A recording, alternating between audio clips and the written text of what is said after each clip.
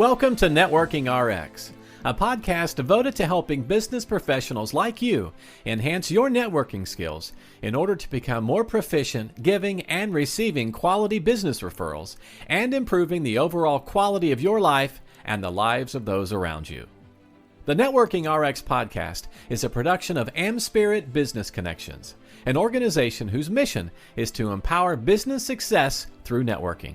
Welcome back for another episode. This is Frank Agan, founder and president of AmSpirit Business Connections. I'm your host for this episode of the Networking RX podcast. What I want to do today is I want to follow up on what we talked about last time. And what we talked about last time was Dunbar's number. Now, if you weren't with us last time, or just as a refresher, what Dunbar's number is Dunbar's number comes from an individual by the name of Robin Dunbar. And Robin Dunbar, he's British. He's an evolutionary psychologist, and he specializes in primate behavior. And what he noticed was that primates hung out in different size groups. Some were larger groups and some were smaller groups. Now, the conventional wisdom up before Robin Dunbar is that our neocortexes, the portion of our brain that allows us to speak and think the way we do as humans and primates do, developed because we had to move about getting food. We couldn't just stay in one place. There were a lot of inconsistencies with that, but what he theorized is that the reason our neocortex developed was a function of the groups that we hung in. In other words, the larger your neocortex, the bigger the group you could be in. And if you stop and think about it, there's a lot of mental processing that now needs to go on in kind of keeping track of the people in your tribe or in your clan. If you're an animal that operates alone, and there are a lot of animals that operate alone, you don't necessarily need to have that neocortex. But he saw, and I don't need to get all the brain science and all that because it's beyond me. But I do understand enough that he saw that groups of different primates hung out in different size groups. And so what he did with that, he theorized that the larger the neocortex, the larger the group size. And so he measured average brain sizes of different types of primates, chimpanzees, baboons, bonobos, gorillas, goes down the list. The larger the neocortex, the larger the brain size, and he kind of charted it all out on graph paper, if you remember that from middle school. At any rate, he then extrapolated forward based on the size of human neocortexes, the average human neocortex size, that humans hang out or tend to operate best in groups of 147 point something or another, 0.8, and looking at my notes. So we'll call it 150 because it's easier to hang on to in our teeny brains. And what that says is that we can't hang out, we can't have relationships with more than 150, and not just hanging out and being at a party or something like that, but just having 150 people in our lives is an effective number. You can have more, but the effectiveness starts to break down. You can have less, certainly, and have no trouble with it, but right in that 150 range, 147.8, that's an effective range. And that's Dunbar's number, which is really kind of a neat piece of science. In looking at it, there are applications to it. And people will say, well, wait a minute here, social media helps us get way beyond that.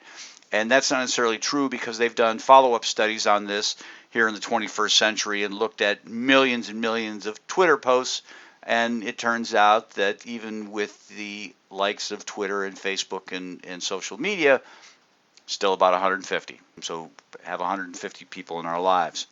So it's kind of a neat concept to think about. And I guess up till now, it's just kind of been cocktail talk. Hey, do you know what Dunbar's number is, and being able to explain that. But how do we apply this to our networking? And so understanding and applying the notion behind Dunbar's number can serve to help us become more effective at networking. In other words, you can take advantage of the science behind Dunbar's number in two ways. First, you have to understand that every relationship you have has a cost. It's not necessarily a financial cost, but it's a cost nevertheless. The cost of a relationship comes in terms of neocortex processing power. Just as your computer has limits to the number of applications it can run at any particular moment, so does your neocortex.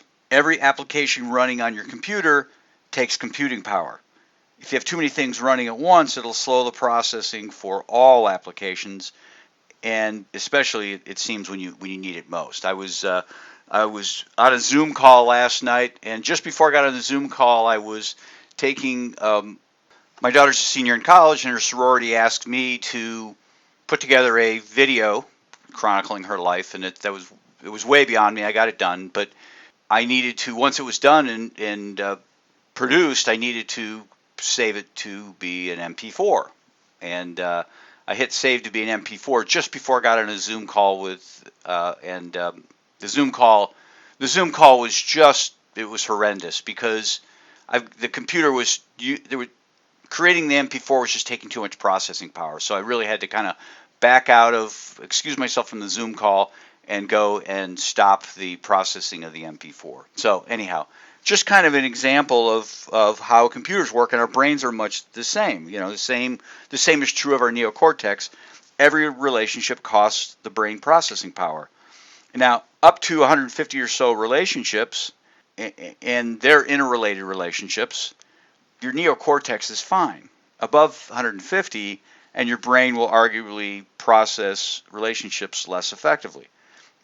Again, every relationship has a processing cost to it. In addition to processing power, each relationship takes time. And obviously time is limited. You only have so much time to devote to a relationship with people in your network. The social science community that studies relationships refers to this as attention economics. And if you have too many relationships, you overtax the time available to maintain them. And I think we all know that. Sometimes we just need to kind of buckle down and get work done. But that's an additional cost as well. Thus, given you have limited neocortex computing power and limited time available, you need to be judicious as to who you choose to hang and keep in your relational network. In a sense, you have to ask yourself regarding most anyone in your network, how much benefit does this bring me, or how much does it exceed the cost? So in other words, if it really kind of gives a return on processing sort of a question, return on relationship.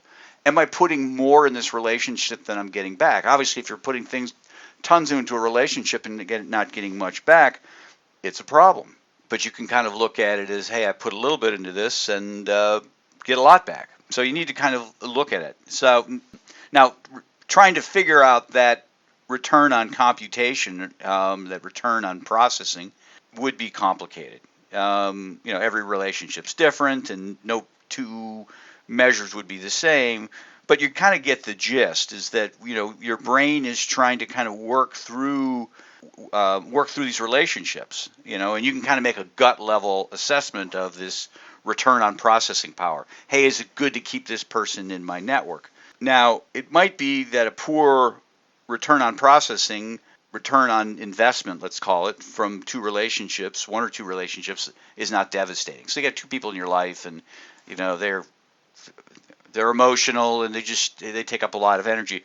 That's not a horrible thing, but if you start getting too many of these people, it can really spell the difference between success and failure.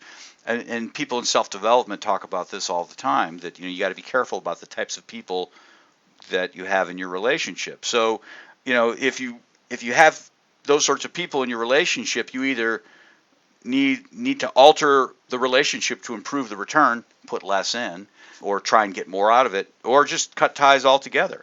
So, that's kind of one way of looking at it. Another means of being judicious with relationships as to determining that, or just understanding, you don't have to add every relationship. Don't add relationships where they're not necessary. So consider this, Tom. There's somebody Tom, and he has a business and you have a business, and you collaborate on several projects together. You serve the same clients in a related sense, but different aspects. And Tom has 20 key employees. You should resist the temptation to immerse yourself into that relationship group. You know Tom, and he knows his 20 people. Don't feel the need to get caught up in immersed in that relationship group, if you will. Why? If you limit yourself to dealing with Tom, you only add one relationship to your network equation. But if you overly immerse yourself in the relationship cluster that Tom's employees create, you're needlessly adding 190 relationships to your mind. and unnecessarily burdening your neocortex. Yeah, 190, you have to stop and think about it. Not only are you having a relationship with Tom and the 20 people he knows, but your mind is keeping track of the relationships that those people interact with.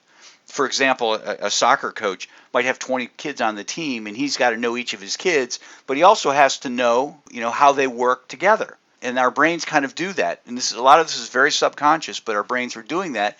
And so if all of a sudden you needlessly immerse yourself in a 20-person team, you've added 190 relationships to your computing power. So if you think about it, Dunbar's number is, the logic behind it is not just counting total relationships, but those interrelated relationships. So as I indicated, if there are 190 relationships to track, when there are 20 people, 19 involving yourself and someone, and then another 171 involving the rest of the group.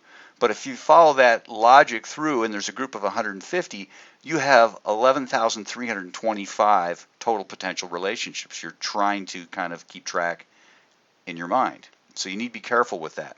Now, life's not quite so neat and tidy. We have clusters of relationships here and there, and sometimes you're forced into relationship clusters or groups. I'm not trying to tell you what to do or what not to do, but what I'm trying to say is you need to think about this as you're out dealing with people, and just saying, okay, I'm going to jump into this group or jump into that group.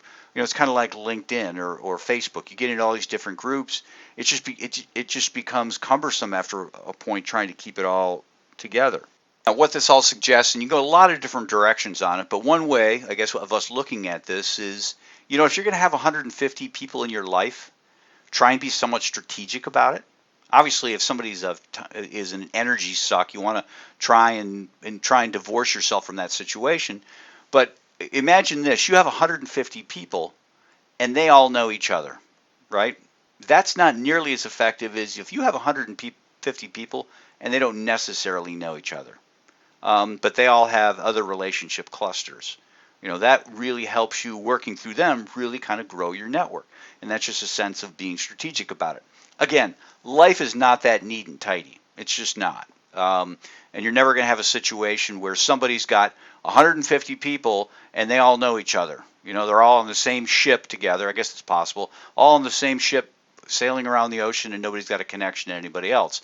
That would be that example. Or you have a situation where you have 150 people and you're trying to keep track of each one of them on a Zoom call, let's say, and you don't have any interrelationship with any of those other people. Those are the two extreme examples. And you're never going to have somebody, chances are you won't have somebody who's got those two extreme examples. You and me and everyone else lies somewhere in between, and all I'm suggesting is that think about Dunbar's number as you start adding groups and clusters to your network. Am I being strategic? Do I really need to have this person in my network, or is it just duplicating something that's already there? Lots to think about with Dunbar's number, and there's other research out there we're going to tap into, and I will touch on from time to time.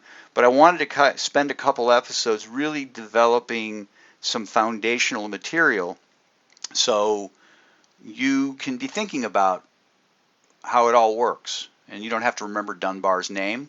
You don't have to remember 150 necessarily, although it's great to be able to throw that out if small talk and can ask somebody. But what you really need to understand is that every relationship takes brain power. Every relationship takes brain power.